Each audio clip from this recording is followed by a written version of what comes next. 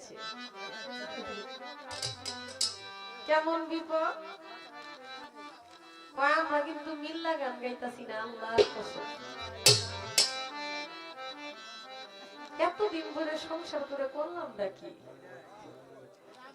এখন পর্যন্ত ভালো করতে পারলাম না।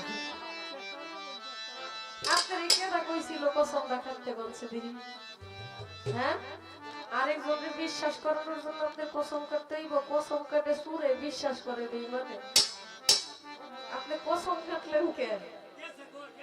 হ্যাঁ গেছে কই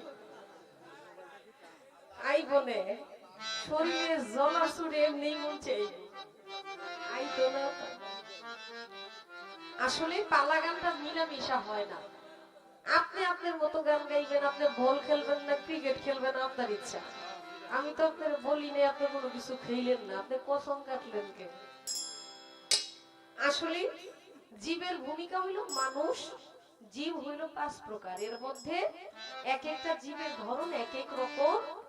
জীবের কি করণীয়, জীবের এই এই করণীয়, এই বিষয়গুলো আলোচনা করার জন্য আমাকে বলা হয়েছে। প্রকৃত পক্ষে যে সঠিক জীব সেটা কিন্তু আমি হইতে পারি নাই।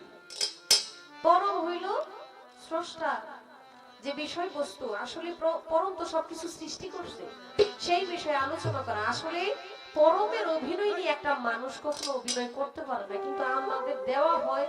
কি করব আমরা? এটা যেহেতু পরম যিনি স্রষ্টা, তার তো কোনো ভুল হইতে পারে না। মানুষের তো অসংখ্য ভুল। মানুষ কি আল্লাহর অভিনয় করতে পারে? কন্ত আমরা কেমন মানুষ, যায় না মাঝে বৈশা সিগারেট খাই, হ্যাঁ তাই না? আচ্ছা এগুলো বলবো না, এগুলো বলা যাবে না, বললে ক্ষতি আছে। আমি গান করেছিলাম, আমি যদি হারাম হালাল সবই খাই, আমার মাঝে তুমি থাকলে তুমিও তো খাও।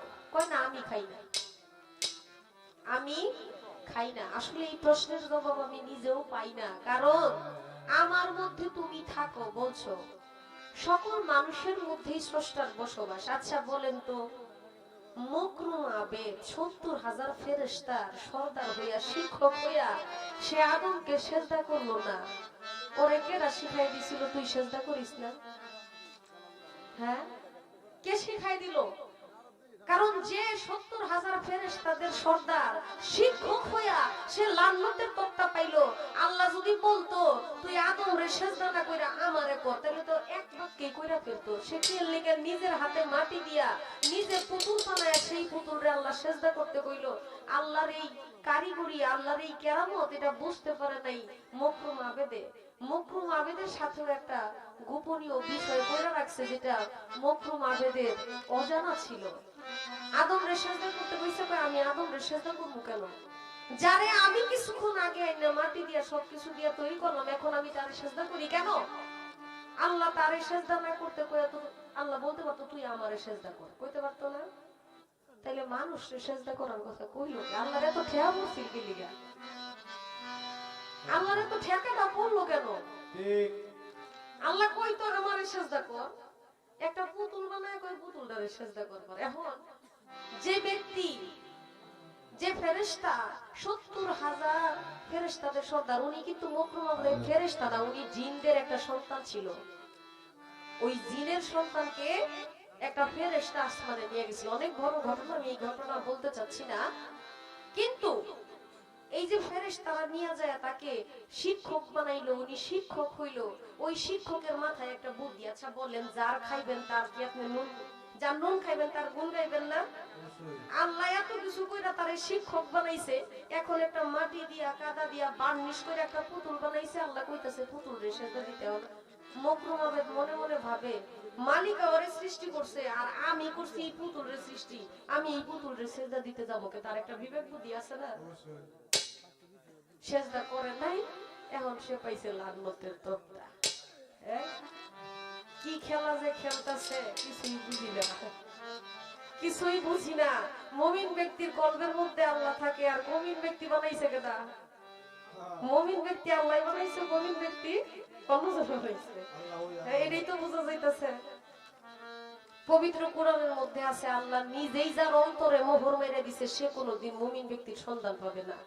ভালো মানুষের সন্ধান পাবে না। পবিত্র কোরআন, আমার মুখের কথা না। তাইলে আল্লাহ যেখানে মোহর মেরে দিছে, এই মোহর ছুড়াইবো কেমনে? হ্যাঁ, আল্লাহ নিজেই বলে মোহর মেরে দিছে। আল্লাহ মোহর মারছে, এই মোহর কি আমার আব্বাই ছুড়াইবো?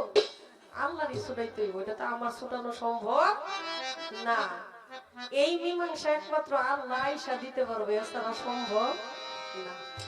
মানুষ দিব তো দূরের কথা, এগুলা প্রশ্নের জবাব, এগুলা কথা কইলে আল্লাহর সাথে যদি কথাবার্তা বান্দা শুরু করে, আল্লাহ যদি জমিনে নাইমা আসে, আল্লাহর সাথে বিশাল বুঝ পরামর্শ হইব, ঝামেলা হইব।